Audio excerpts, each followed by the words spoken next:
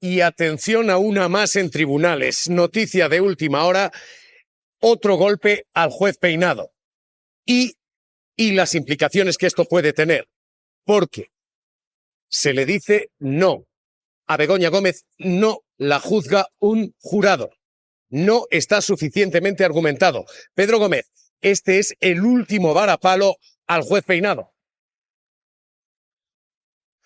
Es un fuerte revés el que le ha dado la audiencia provincial al juez Peinado, que acepta los recursos de Begoña Gómez y anula todos los autos del juez Peinado por el que decretaba el procedimiento por tribunal del jurado. Asegura que está carente de motivación, que no se entiende el relato de los hechos, ni los indicios, ni las imputaciones a cada uno de los investigados. Por eso le dice que se retrotraiga de nuevo a la instrucción y que emita de nuevo un informe en el que motiva y explique cuáles son los indicios, los hechos y las acusaciones a cada uno de los acusados para que se puedan defender. Así que esto es lo que ahora mismo sirve, Pedro, por aclararnos. De momento, este jurado está tumbado. Peinado tiene la posibilidad de volver a argumentarlo. Sí. Pero de momento esto de la juzgan a usted 12 ciudadanos imparciales, esto se ha acabado de momento. ¿Qué tiene que hacer un juez para que la aparten de su procedimiento? Porque ya no sé cuántos numerosos toques de oreja le han dado al señor Peinado. ¿Qué tiene que hacer? ¿Qué más tiene que hacer para que se den cuenta que quizás el juez Peinado no está capacitado para seguir en este procedimiento, o por lo menos en su interior hay algo que le puede más que la justicia? Bueno, hay dos cosas aquí. Primero, que pone de manifiesto la inutilidad del juez Peinado, como dice Sara, efectivamente. Es un inútil... bueno, yo no lo he dicho así. Eso lo has dicho tú. Lo he dicho yo. Sí, tened cuidado porque tiene además, efectivamente, esa pistola judicial. Soy yo, Lo segundo, lo terrible es el infierno por el que sigue pasando, por el que va a seguir pasando la mujer del presidente del gobierno, porque claro, esto, lejos de aclarar la causa, lo que hace es volverla otra vez al principio y volver otra vez a la fase de instrucción, lo cual para ella no deja de ser aumentar más tiempo este infierno que está pasando. Chema Garrido, en este largo hiato en el que te hemos dejado, Chema. Decidió darle bola a una denuncia basada en recortes de prensa. Decidió ignorar el informe que había encargado a la Guardia Civil. Aldama había sido utilizado como el testigo para cargar contra Begoña, para cuestionar el rescate de Europa. Aldama reconoce que no hubo ningún favor, que no hay nada irregular, que ese rescate fue legal.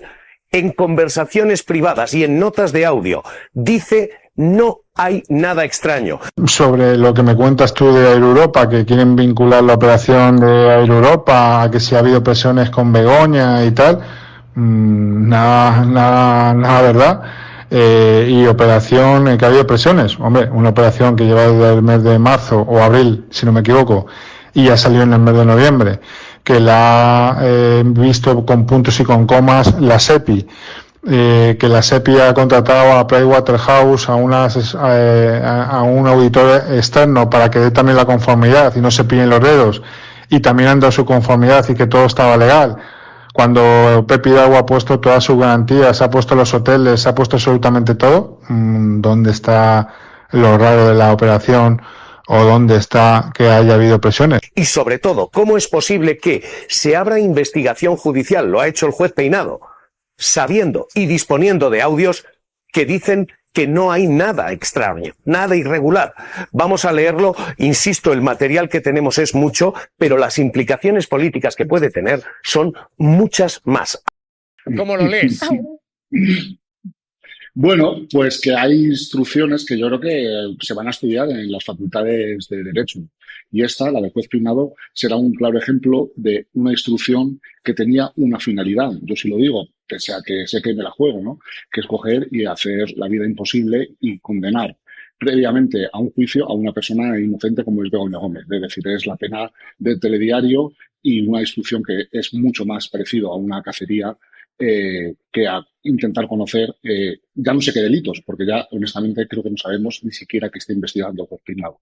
Chema, los tribunales permiten al juez Peinado volver a pedir el jurado, volver a argumentarlo.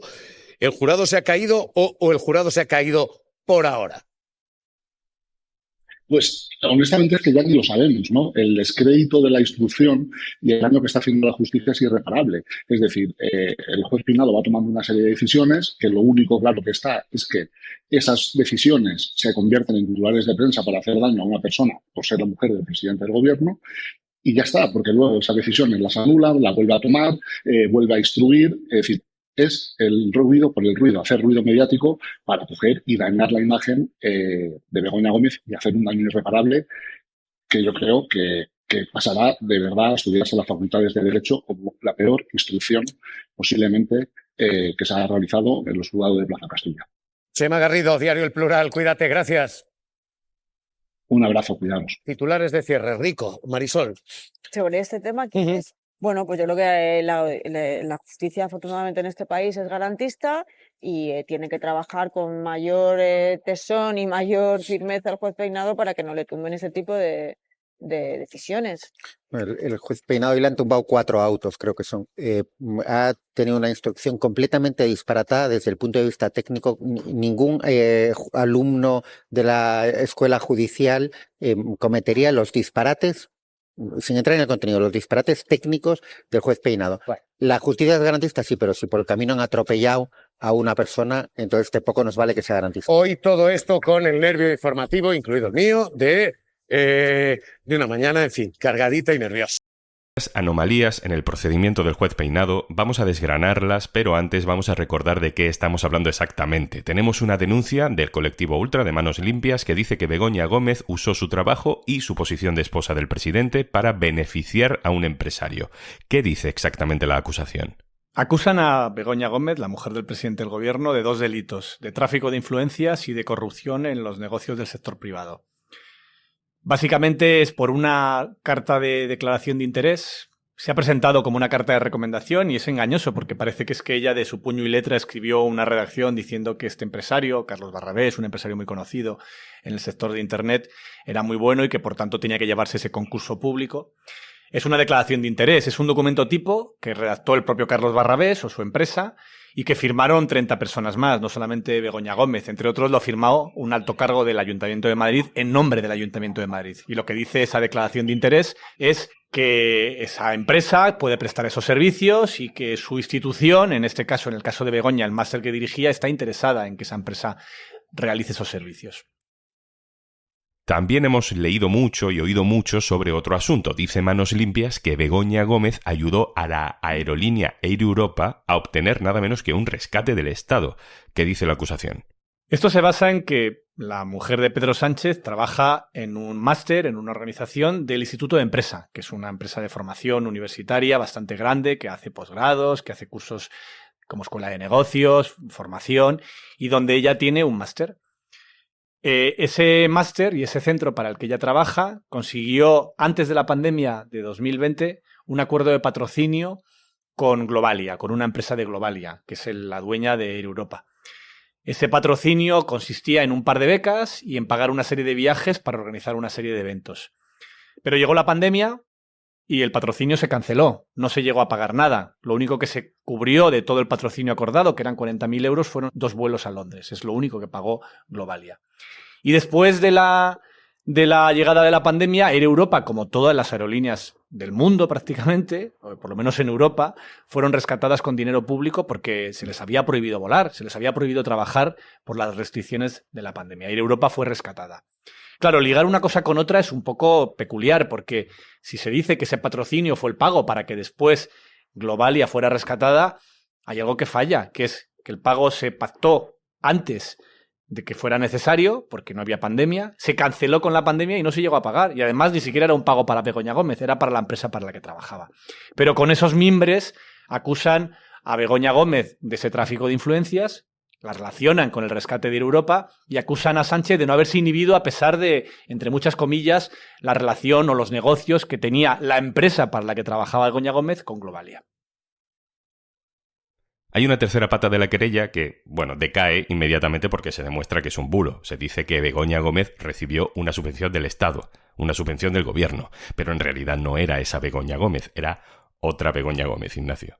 Sí, esta es la parte más grosera casi de la denuncia. Manos Limpias, que es la entidad que presenta la acusación inicial, incluye en ella una noticia ya demostrada como un bulo, que es que Begoña Gómez había cobrado una subvención. En realidad era una hostelera del norte de España, sin ninguna relación ni familiar, ni personal, ni de amistad con Begoña Gómez. Era simplemente alguien que se llamaba igual, y es un ejemplo de libro de mala praxis periodística, de no contrastar mínimamente la información antes de publicar. Y digamos que también es sintomático de la solidez de la querella en general que el juez admite a trámite. Sí, la querella en general es tremendamente débil, no solamente porque la propia jurisprudencia del Tribunal Supremo establece que para abrir una investigación penal necesitas algo más que unos recortes de prensa, en este caso además incluyendo en él una noticia falsa, sino porque para probar un tráfico de influencias hace falta algo un poquito más sólido. Aquí puedes entrar en un debate sobre la oportunidad de la esposa del presidente a la hora de firmar una declaración de interés. Yo creo que fue inoportuno y probablemente la propia Begoña Gómez también lo cree, y si viajase en el tiempo pues no hubiese firmado esa carta, que por otro lado no tuvo ninguna relevancia en la adjudicación del contrato. Ese tipo de declaraciones de interés son tremendamente cotidianas y puedes entrar en el debate ético de si ella debería o no debería haberlo firmado. Bien, correcto, pero de ahí al delito hace falta algo que por ahora no existe y que nada en la investigación demuestra que pueda existir. Vale, ahora hablemos de las decisiones extrañas de este juez. Con esas acusaciones en la mano, el juez tenía dos opciones. Decir, mire, aquí lo que hay son recortes de prensa, titulares y mucho fundamento, un bulo ya acreditado, denuncia descartada, se archiva. O también podía decir, bueno, vamos a investigar. ¿Qué decide el juez, Ignacio? Hace algo todavía más raro, que es declarar una investigación secreta y al minuto siguiente enviar una nota de prensa a través del gabinete de la Justicia de la Comunidad de Madrid, de los tribunales de la Comunidad de Madrid, anunciando esa investigación secreta. Y esto, no sé, en 20 años que llevo trabajando como periodista no lo he visto nunca. Las investigaciones secretas son secretas por dos motivos: para proteger la vida de alguien, y la segunda cuestión es para facilitar la propia investigación. Normalmente es para que el afectado no se entere. Si tú estás investigando un narco, por poner un ejemplo muy habitual de investigaciones secretas, obviamente hasta que no pones en marcha la detención, tú no anuncias que tienes una investigación judicial en marcha, porque lo que quieres es que ese narco siga hablando con libertad por el teléfono móvil, poder pincharle el teléfono, poder pillarle con las manos en la masa y tener más pruebas de su organización. Pero una investigación secreta que se anuncia, no sé, es un oxímoron completo, no tiene ningún sentido. Y aquí solo se entiende si lo que pretendes es generar el mayor efecto político en el debate público, en un momento, acordémonos, en el que había dos elecciones en el horizonte, las catalanas y ahora las europeas. El juez decide, por tanto, encargar una investigación. ¿Cuál es el resultado de esa investigación? El juez Peinado decide que es la Guardia Civil quien tiene que investigar. Eso lo decide el juez de instrucción. Podía encargárselo a la policía, a la Guardia Civil, elige a la UCO, a la Unidad Central Operativa de la Guardia Civil, por lo que sea. La Guardia Civil investiga, como hace en otros casos, empieza a mirar papeles, empieza a mirar y le manda un informe al juez diciendo: aquí no hay nada. Aquí no tenemos ninguna materia penal, aquí no hay ningún delito. Claro, en este momento el juez tiene dos opciones: cerrar la investigación o seguir adelante buscando más pistas. Pero ya es raro que cuando tu propio organismo investigador te dice aquí no hay nada, en la propia denuncia aquí no hay nada, tú sigas adelante, y es lo que decide hacer el propio juez. La Fiscalía también dice que no hay nada, la Guardia Civil, la UCO, ya había dicho que no hay nada, y el juez Peinado decide seguir adelante. Y llama a declarar, Ignacio, a varios testigos. Como no le sale lo del informe de la Guardia Civil, decide llamar a declarar a varios testigos. Y cita a distintos altos cargos de Red.es, la empresa pública que adjudicó ese contrato a Barrabés, tanto del presente como del pasado, para ver si en esos interrogatorios consigue salir adelante alguna pista más sólida. Y los cita para esta semana, para el miércoles y el jueves de esta semana electoral. Hay un problema, que es que al mismo tiempo que son esas fechas de los interrogatorios, de las testificales, uno de los abogados del caso, el abogado de Begoña Gómez, tiene otro juicio, el juicio por el que investigan por fraude fiscal a Imanol Arias y Ana Duato. Así que se ve obligado el juez a tener que cambiar la declaración de estos testigos a después de las elecciones europeas, lo cual parece ser que es un follón.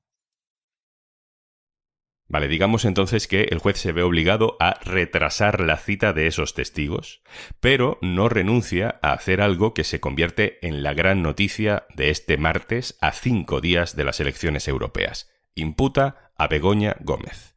Claro, así desde fuera es fácil interpretar que ya tenía decidido imputar a Begoña Gómez esta semana después de hablar con los testigos, y aunque no ha tenido testigos, le ha dado igual y la ha imputado. Yo creo que es bastante evidente que el juez tenía un plan por la agenda para afectar a la campaña electoral. Había puesto las declaraciones de los testigos en la última semana de la campaña electoral. Y era perfecto, porque tomaba declaración a estos testigos, ya tenía una percha de la que colgar la imputación de Begoña Gómez y justo después citaba a Begoña Gómez como imputada pues esta misma semana, el jueves, por ejemplo.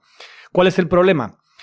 Que, claro, desde el momento en el que los testigos no pueden venir porque hay otro juicio al que tiene que ir el abogado y te ves obligado a cambiar las fechas, pues ya no te da tiempo a poder hacer a los testigos antes de las europeas y por tanto imputar. Así que tira por el camino de en medio y decide, con testigos y sin ellos, imputar a Begoña Gómez, la cita como investigada para dentro de un mes, o sea, para el 5 de julio, que tampoco había prisa para poder hacerlo justo esta semana, lo podía haber imputado la semana siguiente. Pero es evidente que así no hubiese conseguido el mismo impacto en la campaña electoral que provoca que a 4, 3, 5 días de las elecciones la mujer del presidente del gobierno, por primera vez en la historia, tenga que ir a declarar acusada de 2 delitos a un juzgado.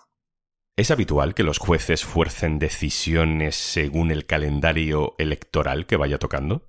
La norma no escrita es que los jueces intentan apartarse de los calendarios electorales por una razón muy obvia. Una de las obligaciones de la justicia es la apariencia de imparcialidad. Y si tú entras como un factor político en mitad de una campaña electoral, pues tu apariencia de imparcialidad queda en duda. Ahora quien piense, ¿y por qué ahora y por qué no hago la semana que viene o la anterior? Y por esa razón, casi todos los tribunales, aunque no venga ninguna ley, intentan evitar esos calendarios, tanto a la hora de publicar la sentencia como a la hora de citar testigos o hacer públicas nuevas causas judiciales.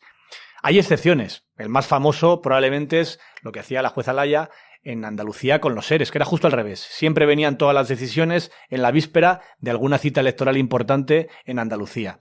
Pero lo normal, y lo que todos los jueces sensatos aplican, es intentar proteger la imagen de la justicia, precisamente sacándola, cuando tocas cables políticos, sacándola al menos del calendario electoral y de las campañas, haciéndolo después o antes, pero no justo en la mitad de una campaña electoral. Thank